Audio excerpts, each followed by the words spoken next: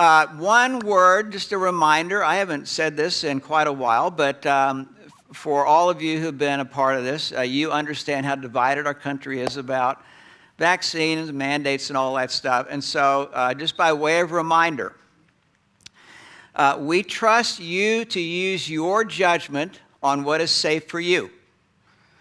Some of our folks have some very complicated health issues. And so if that's you and you're home, you're welcome to stay home. We're happy to have the live stream. If you are uncertain about this, about whether to come or not, then you're welcome to come, or you're welcome to stay, or welcome to bed on the patio. Let me say one other thing. Unlike our country, masks and vaccines are not the most important thing that unites us as a church. This is like Romans 14, where Christians were divided about can you eat meat offered to idols? Or some thought that was a stew. You can't do that. That's evil. And Paul says, let your conscience be your guide. That was the guiding principle for the church. That is true for us on this thing. So what that means is, if you're all bent out of shape and angry on one side or the other, and you hear somebody else's on the other side, please do no harm. Let people follow their conscience. That's what we've tried to do through this whole thing. Let me just, by way of reminder. Okay, so, I am a grandfather now for almost 2 years, and I have rediscovered Play-Doh. And Play-Doh is just a wondrous thing. Now, I'm not good at Play-Doh. I can make a snake and I can make a baseball. That's about it. We've had some kids in our church that, like at VBS, can make wondrous things with Play-Doh. It's just amazing to watch a little preschooler make a little animal or something. There's one law about Play-Doh, and that is when you're done, you better put it back in here, and you better put the cap on really, really tight if you want to use it again. If you don't care about using it again, you can leave it out and no matter what. But if you want to use it again and you don't put it back in, you're going to end up with this. Hard, brittle pieces. Now, the human heart is like Play-Doh. The Bible tells us to guard our heart, for from it flow. It's probably a good thing Lance isn't here, because I'm making a mess right up here. Lance, are you watching from Colorado? So this will become clear a little bit more as we get into the message. We are doing a series called Redemptive Relating, and it's really built on two questions. How does God relate to us redemptively? And then, how are we to relate to other people redemptively? Both of these things are what's driving this series. And I have summed this down into 5 prepositions. God relates to us in 5 prepositions, and we can in turn follow his example relating to others. Over the last few weeks, we've looked at the preposition of God is with us, God is for us, God moves toward us, and today we look at God is in us. And so all these questions then relate to, what does it mean to be with people? What does it mean to be for people? What does it mean to move toward people?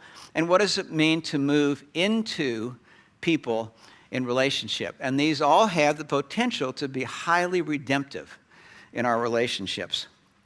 The first question is God relating to us in people. What do we think about when we think about this? Well, there are sort of 3 different ways to think about this. There's theological way, and that is at conversion, Christ comes into us. That's clear. And he lives inside of us, the resurrected Christ. And also, theologically, the Holy Spirit comes to live inside of us, and he teaches us and encourages us and consoles us and encourages us and moves us forward and reminds us of things we need. There's that theological in. Well, also God is inside of us relationally, not just theologically. He wants to console us. He wants to be near us and with us. He wants to encourage us. All these things are pictures that describe intimacy. He is as close as possible inside of us, theologically, relationally, but then also, and I think maybe even more importantly, transformationally. Our heart, the Bible pictures, is something like an old house that's been condemned, and it needs extreme makeover. The HGTV show, Extreme Makeover. And God comes in to us as new Christians, and we think, well, I might need a little fixing up here and there. But the farther along you go as a Christian, you realize, oh my gosh, my house is termite filled. And the plumbing leaks, and the roof leaks, and there's a slab leak. And this is just and so welcome to the club if you feel like that. And so inside, he is doing this transformational work on us from the inside out. Now, why is this so important? Well, Romans 7:15 sort of gives us one reason why this is so needed. Paul says, I do not understand what I do. What I want to do, I do not do, but what I hate, I do. What he's saying here is, how can I be so screwed up that the things I know I want to do, I don't do those, and the things I hate doing, I still go ahead and do that. Now, what he's describing is the fountain of this is in the heart. The human heart is messed up, and it needs a complete reworking, as he says here. Mark 7:6-7, Jesus said to the religious leaders, these people honor me with their lips. Then notice what he says next. But their hearts are far from me. They love to be religious. They worship me in vain. Their teachings are but rules taught by men. And here what he's describing is the waywardness of our heart. And you and I will battle this until, with our last breath, we'll battle waywardness. Proverbs says, keep or guard your heart with all vigilance, for from it flow the springs of life. Your heart is like the cockpit of your life. Your heart is where your rationality is, and your emotions and your volition, your dreams, your aspirations, your commitments, your values. All of these things are woven into the very fabric of who we are as a person. The Bible calls this the heart, or it's the cockpit is the idea. And Solomon says, guard that heart with all vigilance, for from it flow the springs of life. Now, as you all know, in our history, the airplane industry has had to do a lot of work in our government to try to keep us safe when we fly planes. And now it's virtually impossible for a terrorist to break into the cockpit. They're going to have a hard time getting through the lines outside and inside the terminal and on the plane and all that. But the cockpit door is like a fortress. That's the image that Solomon says here about us. Guard that cockpit. Guard your heart with all vigilance, for from it flow the springs of life. Now, what are the springs of life? Well, for the Christian, Galatians 2:20 gives us just a simple way of thinking about this. Paul says, I have been crucified with Christ. It is I no longer who lives, but Christ who lives in me. And this is the secret of the Christian. Christ alive in me. And it's from his life is the thing that you and I long for in our life, what we search for, what we hope will happen, that which will fill or provide some semblance of satisfaction. I no longer live, Christ lives in me. The life I live in the body, I live by faith in the Son of God who loves me and gave himself for me. Well, the heart is what's important here, and Christ wants to move into the heart. The Holy Spirit wants to move into the heart to change us. Now, what I'd like to do is a case study, and there are lots of different case studies in the Scriptures, so it's kind of hard just to pick one. But I love the story of how God related to Cain back in Genesis 4.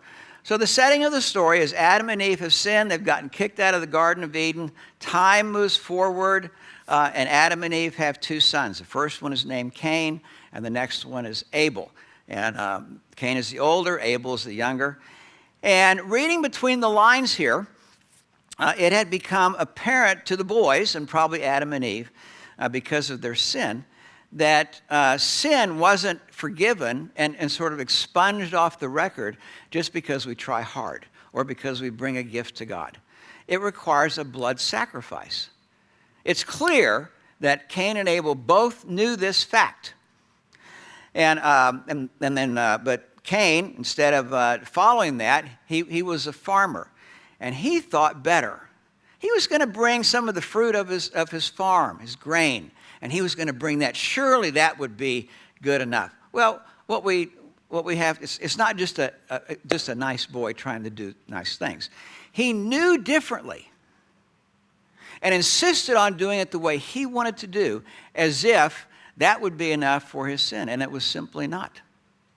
And so what happens is that the two come together, and Abel has brought an animal sacrifice that provides for atonement for sin, and Cain stubbornly, rebelliously brought his grain as if that was enough.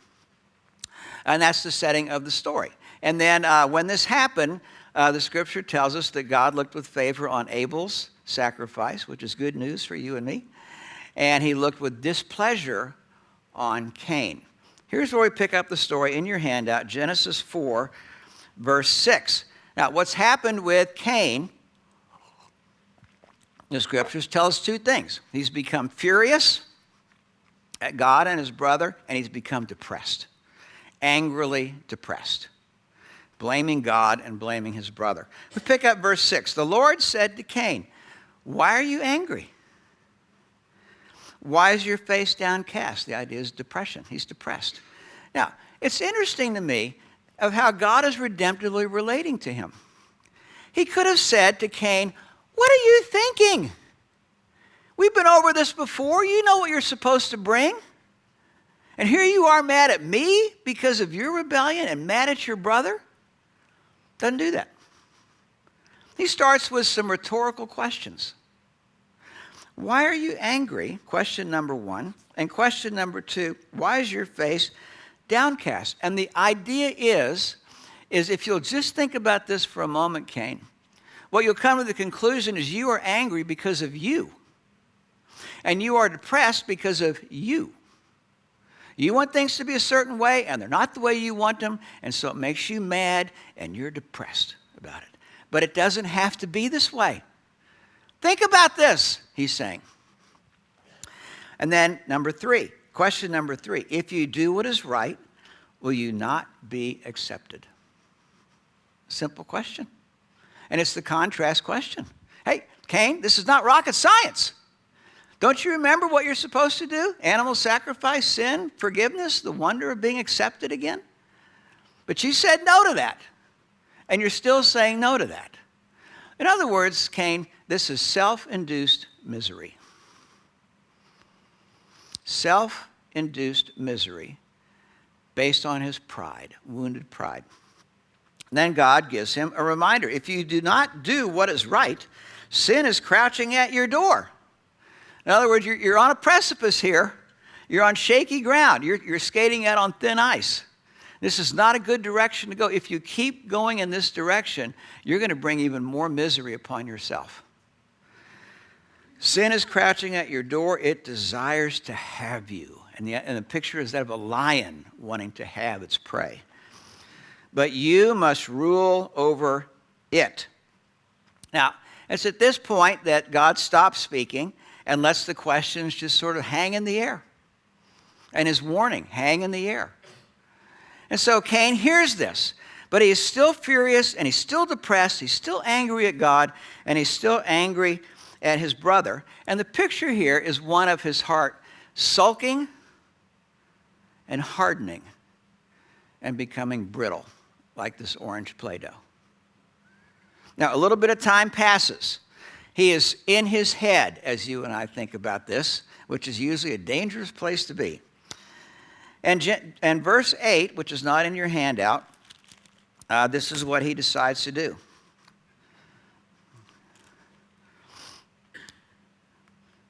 Cain told Abel his brother, and it came about when they were in the field that Cain rose up against Abel his brother and killed him. So this resentment and this bitterness continued to boil, and his heart hardened and became more and more brittle. And finally, he just could not stand it anymore, and he decided to kill his brother. So what does God do here? How does God relate redemptively to Cain now that he's a murderer? Well, what happens is he goes to question number 4. This is what he asked. The Lord said to Cain, "Where's your brother Abel?" Now, God knew exactly where Abel was. He was dead in a field. But God asked him this question to sort of give him a chance to come forward on his own, to confess his sin, to come clean about this, and maybe receive acceptance and forgiveness. Where's your brother Abel? And then, unfortunately, here is Cain's response. I don't know. He just bald-faced lie. He knew exactly where his brother was. And then he says, am I my brother's keeper? In other words, he says, what are you blaming me for? This is a you problem. Aren't you supposed to be his keeper? What about, don't look at me.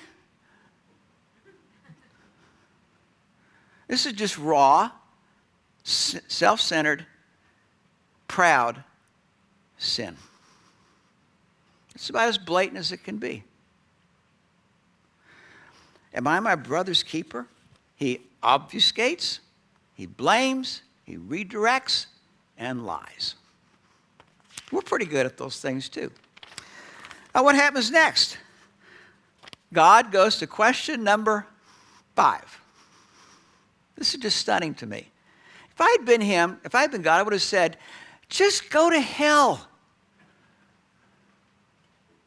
It's hopeless. You are so hardened and so stubborn and so willful and so rebellious. Yet God doesn't do that. Question number 5. The Lord said, what have you done? And what's interesting to me, and again, reading between the lines here, is that this time Cain does not answer. He just closes his mouth and he is stubbornly silent. I am not answering that question.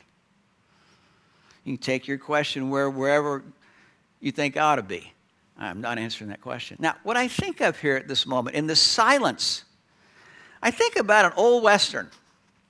And a cowboy goes to an old Western town. It's now a ghost town. And you've seen this in the movies. And he stands out in the street, and over here's the saloon, and over here's the jail, and the barber shop, and over here's the livery stable, and over here's the goods, all the mercantile and the goods over here.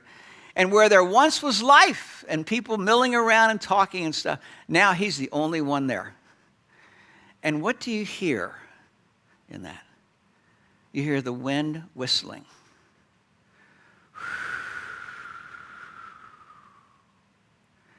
You're standing there. Now, it's this image, I think, that happens right at this moment between God and Cain.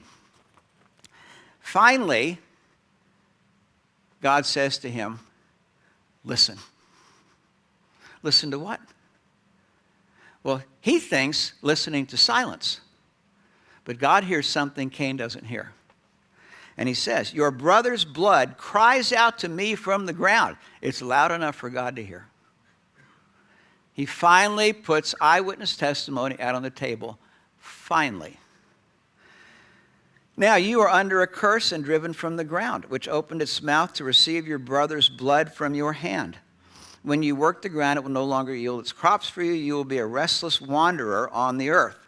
Now, how does Cain, who is a lost person, respond out of his lostness? He responds like a lost person does. He's concerned about himself.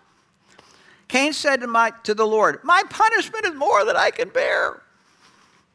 Today you are driving me from the land, and here is some blame being thrown his way. And I will be hidden from your presence, as if he cared about God's presence. I will be a restless wanderer on the earth, and whoever finds me will kill me.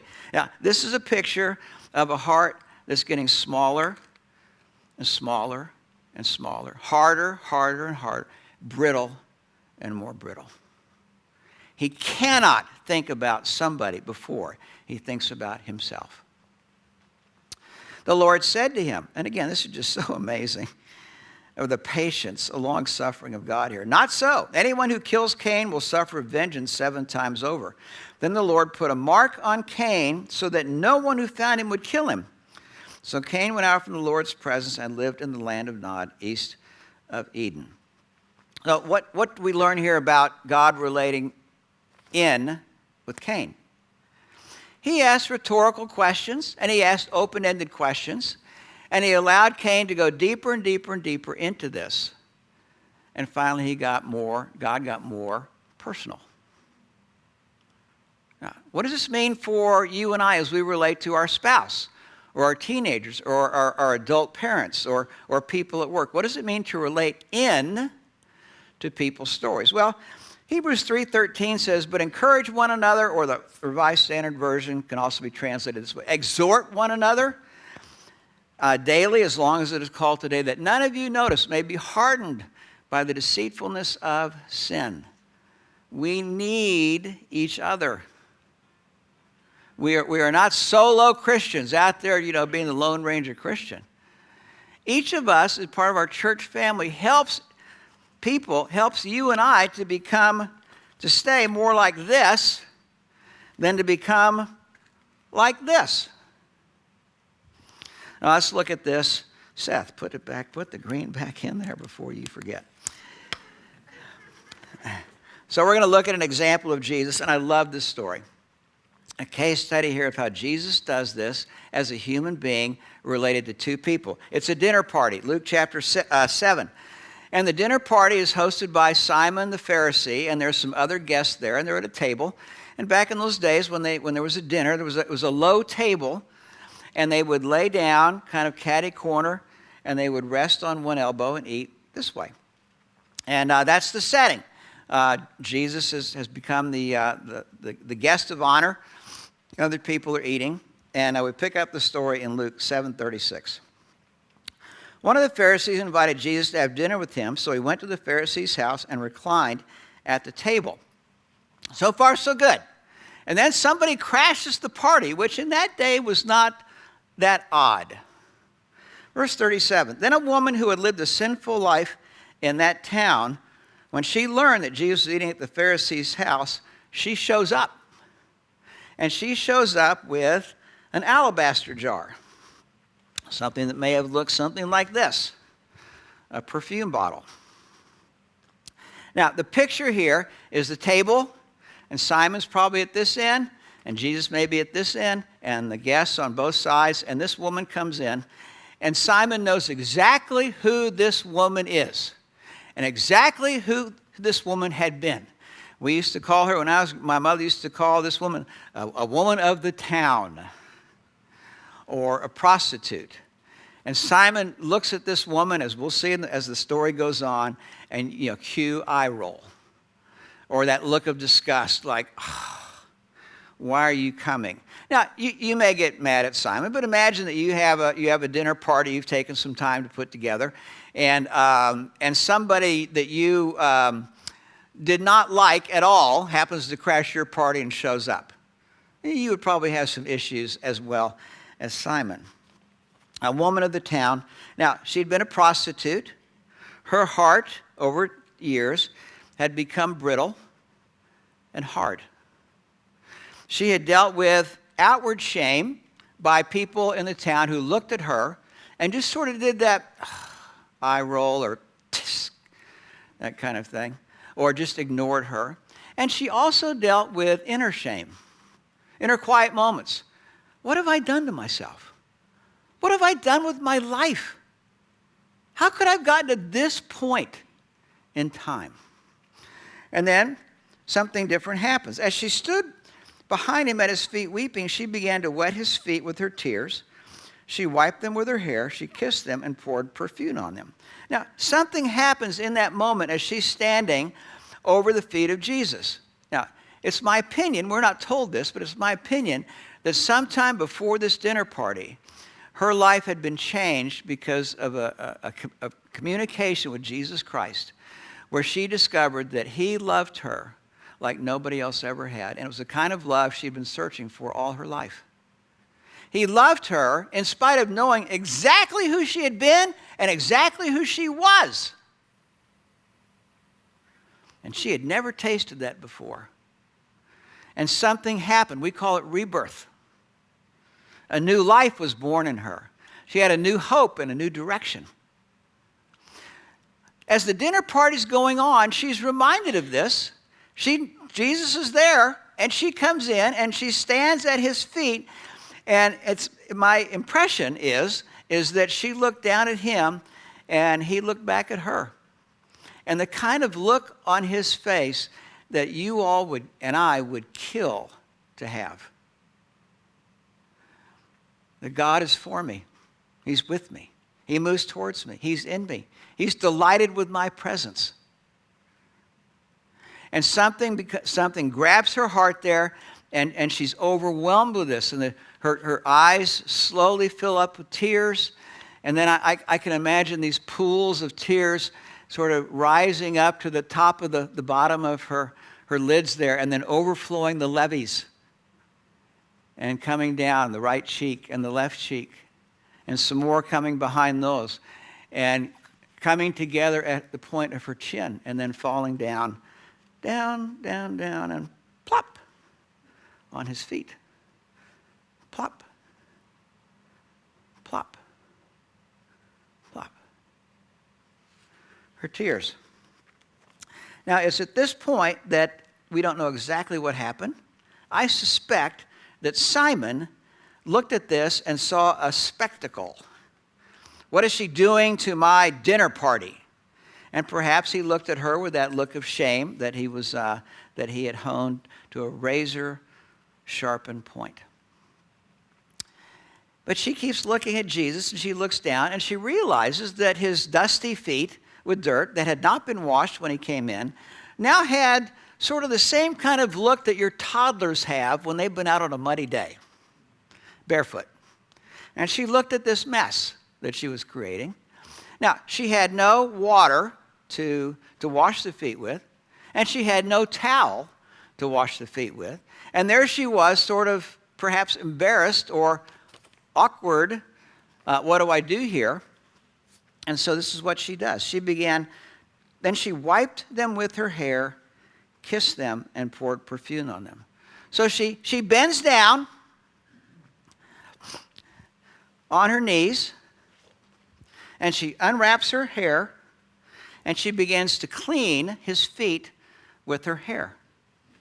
And she does the best she can from that, and then she takes her alabaster jar of perfume, which was her only asset in her previous life.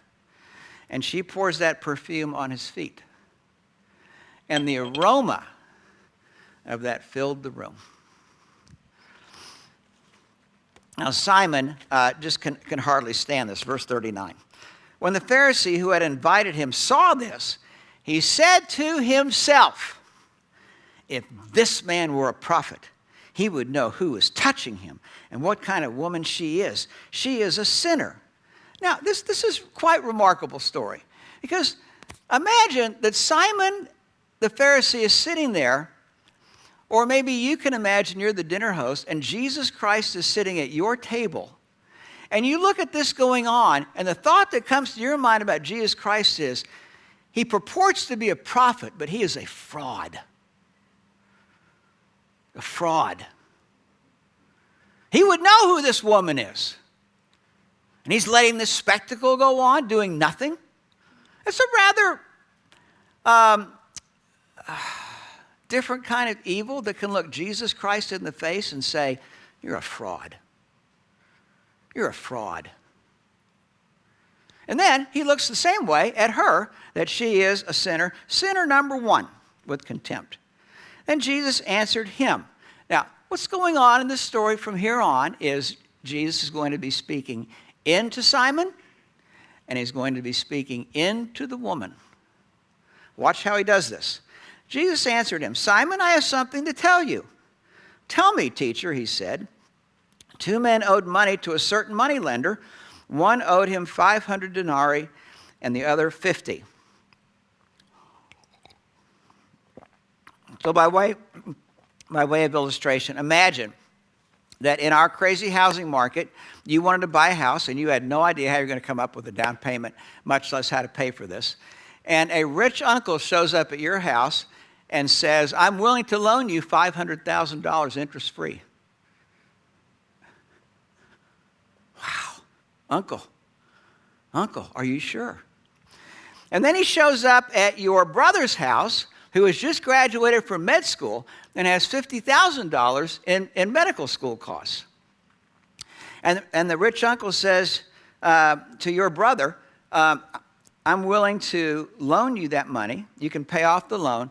I'll loan you this $50,000 at interest free. And the brother says, wow, that's amazing. Thank you so much. And fast forward. A recession hits. Nobody saw that coming. Recession hits. And both you and your wife lose your jobs. The brother who graduated from medical school can't find a job anywhere.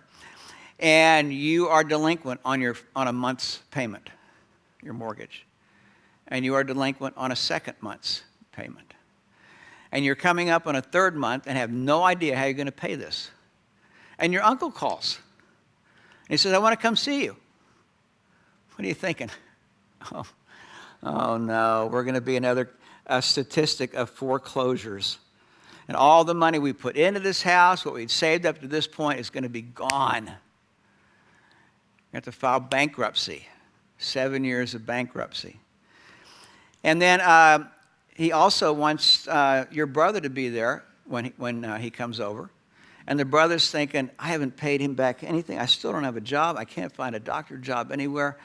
And I'm delinquent on this loan. The rich uncle comes and sits down at table. And he says to you, as the homeowner, he takes out your promissory note. And he takes out his pen, his Sharpie, and writes, paid in full. Signs it, dates it, hands it to you. Now, not only is your house not foreclosed on, you suddenly have $500,000 of equity in your home that you didn't deserve. And the uncle takes out another promissory note for the $50,000 medical school, paid in full. Name, signs it, gives it to your little brother. And he goes, oh my gosh, I don't deserve this. This is the parable that Jesus is telling Simon. Neither of them, verse 42, neither of them had the money to pay him back, so he canceled the debts of both. And then he asked this question. Again, questions. We're talking about in with people, relating in. Questions. Which of them will love him more? Seems like a stupid question, doesn't it? A rhetorical question. And yet it's meant to drive home a point. This is what in does in relating. He grudgingly says, I suppose the one who had the bigger debt canceled, you have judged correctly, Jesus said. Then he turns toward the woman. Now, up until this time, he'd been talking to Simon, and now he looks at her, but he's still talking to Simon. Turned to the woman and said to Simon, do you see this woman? Another question. Obvious question. Yeah, unmistakable there. I came into your house, yet you did not give me any water for my feet. But she wet my feet with her tears and wiped them with her hair. Now, this is the first of three contrasts, and these contrasts are stunning. What Simon does is what's customary. Customary. And yet what he's going to see that the woman has done, and there are three words that strike me here. She has done something that is personal, that is valuable, and has beauty to it. If you have a wife, these three things matter to your wife. Personal, valuable, and beauty. Beauty in the heart. So he says, I came into your house. You didn't give me any water for my feet. That's customary for when travelers come and you're the host, you offer them a bowl of water. Or maybe you have a servant that cleans the feet. Didn't even do what was customary.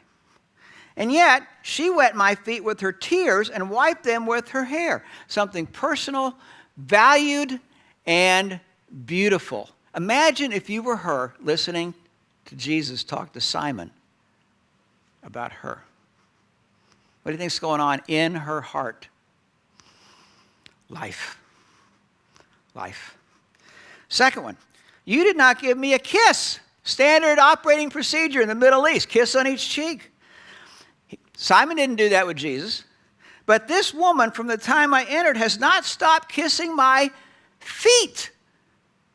Something personal, something valuable, and something of a gift that has beauty to it. What do you imagine was going on inside of her heart as she hears him talking to Simon? And third, you did not put oil on my head, which would be a way of trying to, sort of their version of trying to quell sweat and perspiration, a way of sort of adding a little bit of aromatic to us as we're sitting there. That's standard operating procedure, customary. Simon didn't do that, but she has poured not oil, costly perfume. Something personal, something valuable, and something of beauty. Then Jesus gives the punchline. Therefore, I tell you, her many sins have been forgiven, for she loved much.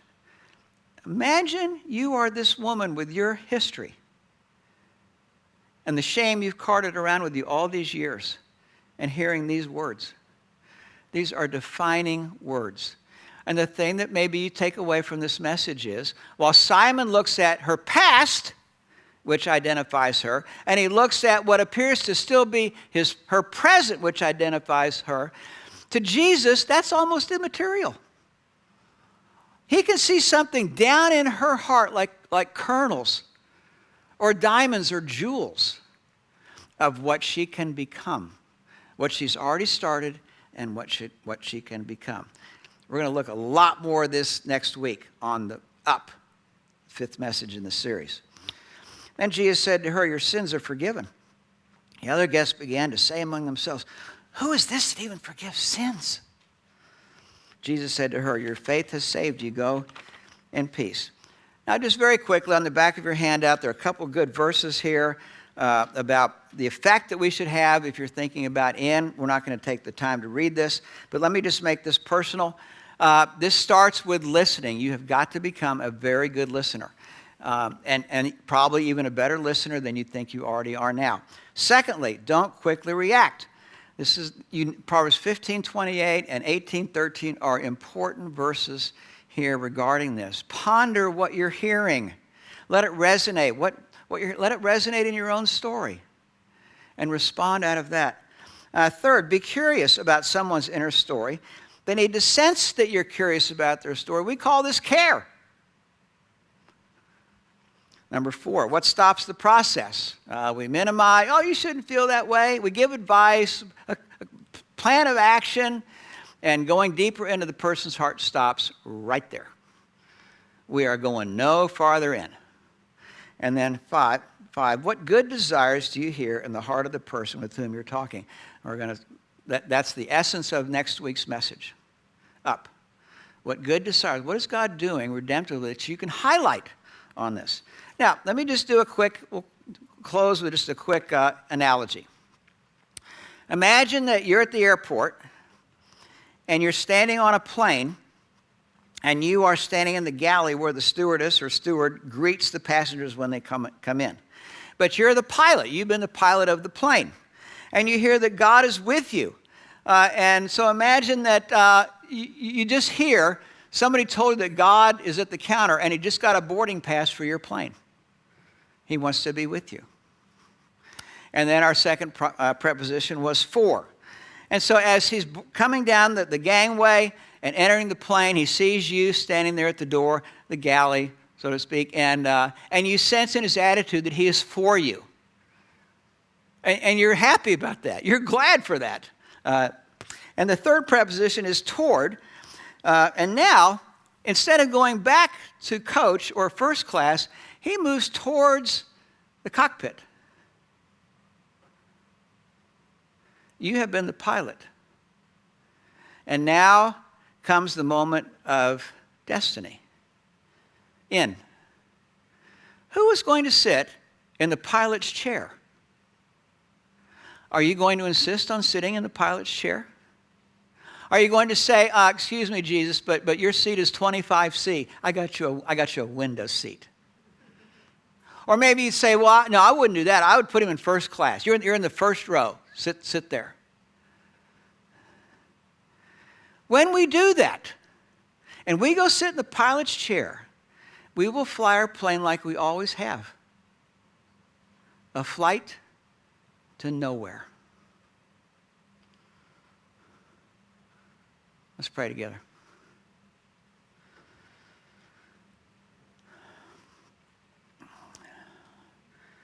Lord, these are remarkable stories. The story of how you dealt with Cain and how Jesus dealt with Simon and with the woman. And this is what you want to do with us. There was an extreme makeover needed in every one of us.